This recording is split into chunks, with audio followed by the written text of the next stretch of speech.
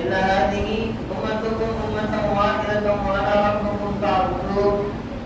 فتقطعوا أمرهم بينكم كل إلينا راجعون صدق الله مولانا العظيم.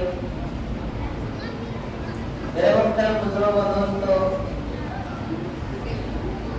اللہ تبارک و تعالی کا کلام ہم ایمان والوں کے لیے صراط مستقیم پر چلانے والا سب سے بڑا قانون، جس میں اللہ تبارک و تعالی تمام امت کو، تمام انسانیت کو سامنے رکھ کر کہہ رہے ہیں کہ ان هذه امتكم امة واحدة وانا ربكم فاعبدون. پچھلے جملے میں جو بات ہوئی ہے اسی آیت کی ترجمانی کرتے ہوئے اسی آیت کا سمجھے کہ ایک طرح سے ثبوت اس دوسرے آیت کے ذریعے بتا رہے ہیں اللہ تبارک و تعالی. جیسے کہا نا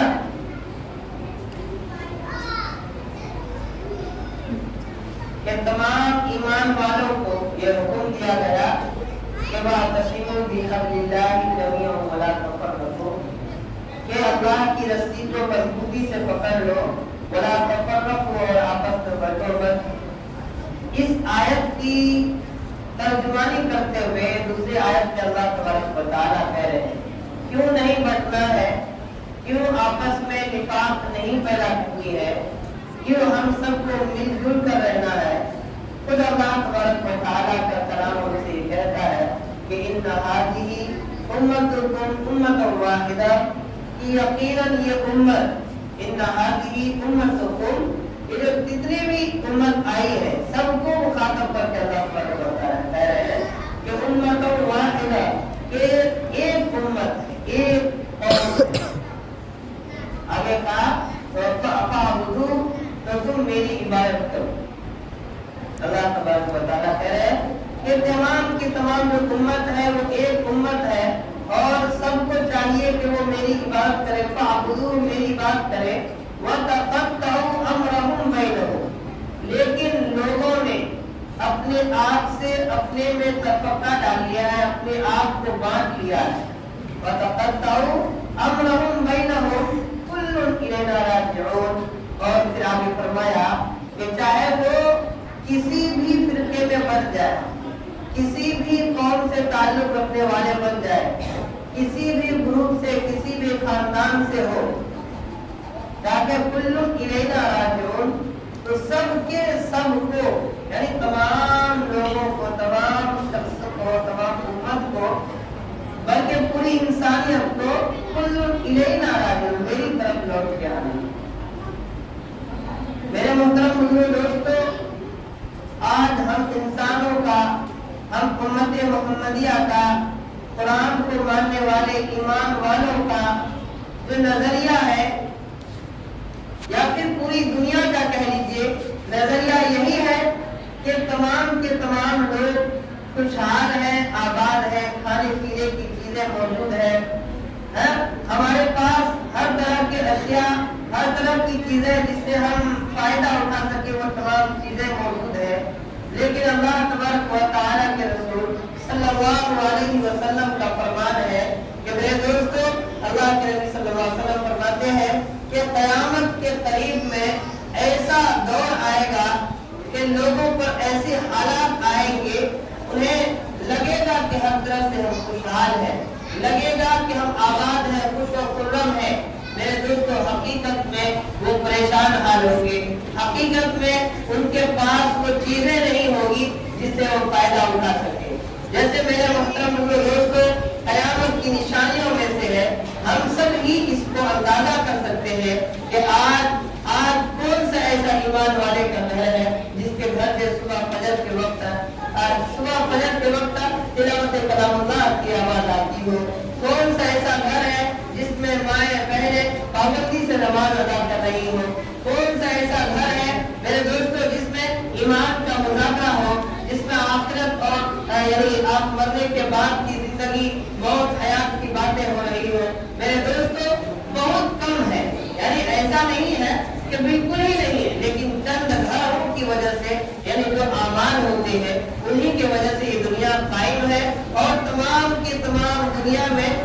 सांस ले रहे हैं, जी रहे हैं, लेकिन हकीकत में देखिए तो दोस्तों हम सब अंदाजा कर सकते हैं इसके जरिए कि हम सब का ईमान, हम सब का जो खुशहाली या हम सब की जो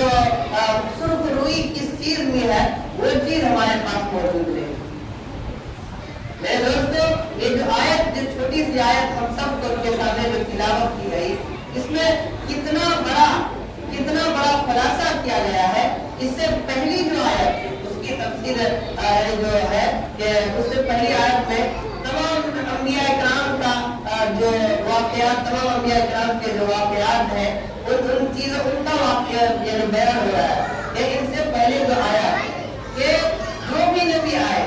जो भी अंबिया इकराम आज तक दुनिया में आए, कमोबेश 1,24,000 है ना अंबिया इकराम इस दुनिया के अंदर तशरीफ लाए।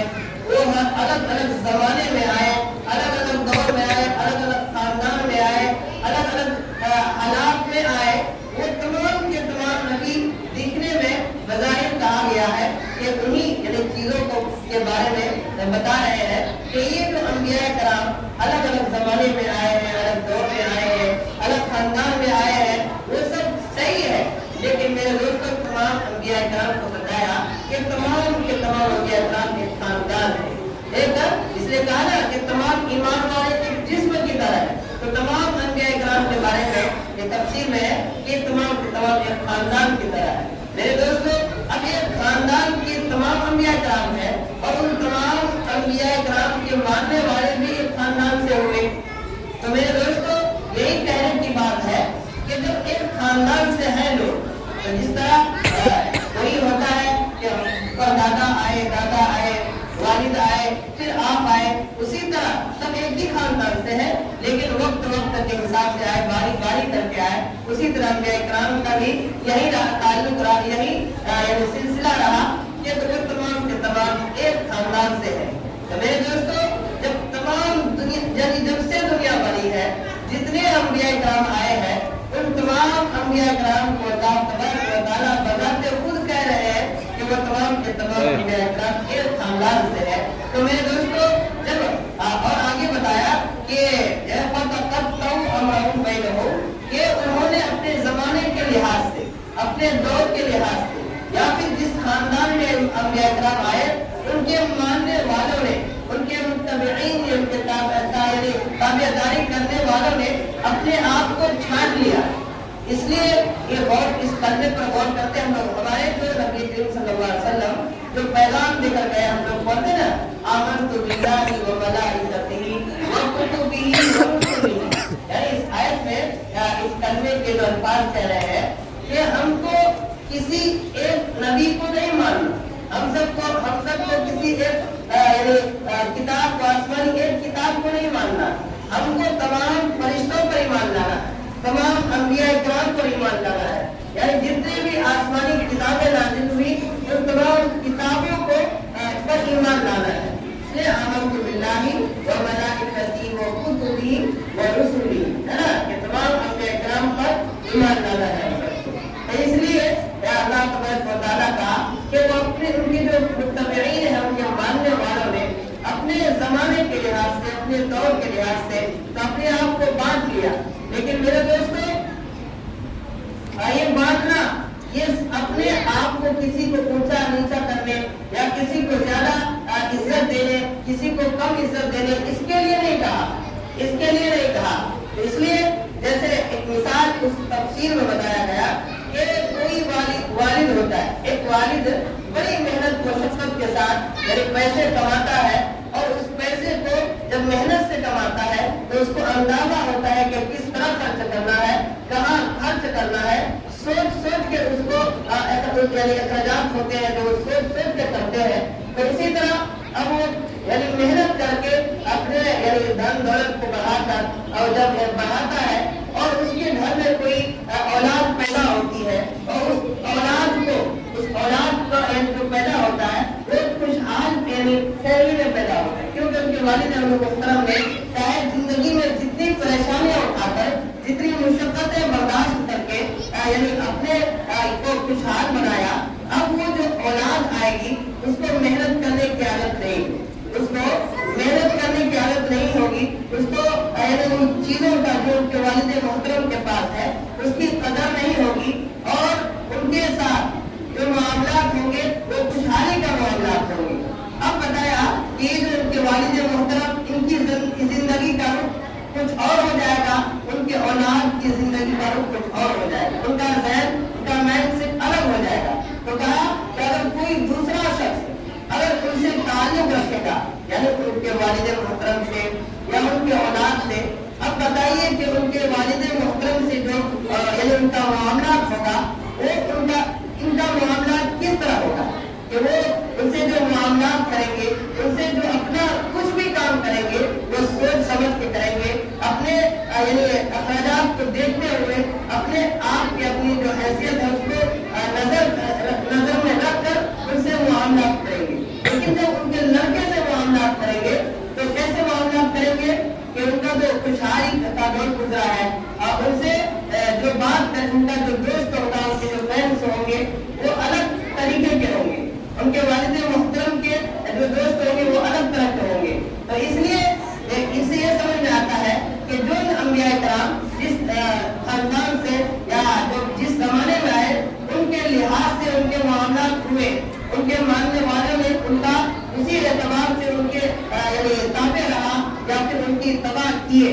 तो अब जब हमारे नबी सल्लल्लाहु अलैहि वसल्लम का फरमान है कि हम तमाम अंबिया कराम पर ईमान लाना, तमाम किताबों पर ईमान लाना, तमाम यानी ईमान वालों को अपना भाई समझना, ये तो कुरान करीम के जरिए मालूम किया गया, बताया गया और अहादीस नबविया के जरिए भी बताया गया कि इन्नल मुस्लिमीन अल मुस्लिम अल मुस्लिम, कि मुसलमान मुसलमान का भाई है, अल मुस्लिम मिरआत मुस्लिम, मुसलमान मुसलमान का आईना है। ये सब अहादीस है और उसी तरह कुरान करीम की आयत है इन्ना हाज़िही उम्मतुन वाहिदा, कि तमाम के तमाम ईमान वाले एक उम्मत है, चाहे वो किसी दौर में आए हो, वो उनका जो दौर अलग आया है, उनका अलग अलग यानी चीज जब यानी बदलती है तो हर चीज का मॉडिफाई होता है या फिर एक अलग अंदाज होता है। तो उसी वक्त उसी एतबार से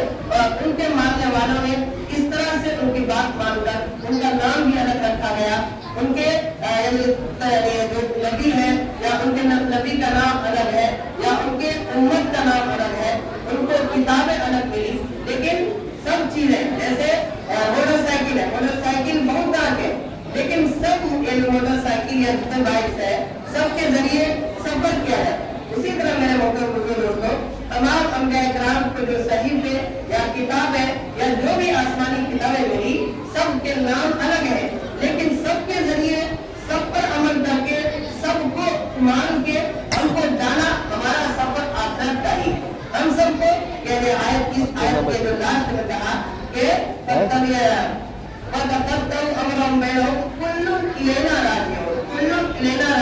के तहत कि हम सब चाहे अपने आप को कितनों पास ले, कितने कुछ भी कर ले, लेकिन इस आयत के आखिर में जो कहा कि तमाम लोगों को मेरे ही पास लौट के आना है। तो उसी तरह तमाम अंबिया कराम के मानने वाले, उनके किताबों पर ईमान लाने वाले सबके जरिए हम लोगों को सफर करके वही अल्लाह तबारक व तआला के पास जाना है। इसलिए मेरे मोहतरम दोस्तों जरूरत इस बात की है, हमको समझना ये इन बातों पर गौर करना है कि हम तमाम के तमाम उम्मत जो है वो एक अल्लाह के रास्ते पर एक अल्लाह की रस्सी को मजबूती से पकड़ने ही से हम आखिरत में सुरखरू होंगे। क्यों? क्योंकि अल्लाह तबारक व तआला का फरमान है कि अल्लाह तबारक व तआला ना कल क़यामत के दिन ना किसी से ये पूछेंगे कि तुमने किस नबी की उम्मत को यानी किस नबी की पैरवी की या नहीं की, यानी बस इतना है कि उस नबी के बातों के जरिए, उस नबी के अहकामात के जरिए मेरी तुमने कितनी इत्तबा की, मेरे अहकामों को तुमने कितना सर अंजाम दिया, उस चीज की पूछ लो। इसलिए मेरे मोहतरम दोस्तों जरूरत है कि अपने आप को इस अल्लाह तबारक व तआला के कलाम के मुताबिक अपने आप को डालें और अपने गिरबान में झांके कि कहाँ तक हमसे अल्लाह के अहकाम पूरे होते हैं, कहाँ तक हम अपने अंबिया के या जिस नबी की उम्मत है उनके लाए हुए अहकाम के मुताबिक हम अमल कर रहे हैं। जरूरत इस बात की है कि हमारी जो जिंदगी या फिर हमारा जो रोजाना का दिन जो गुजर रहा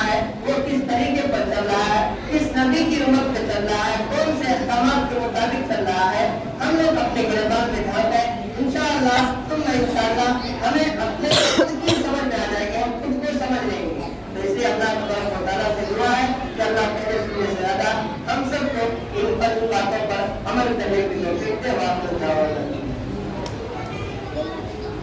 آگے سب خالی ہے، سب کو پوری کر لیا.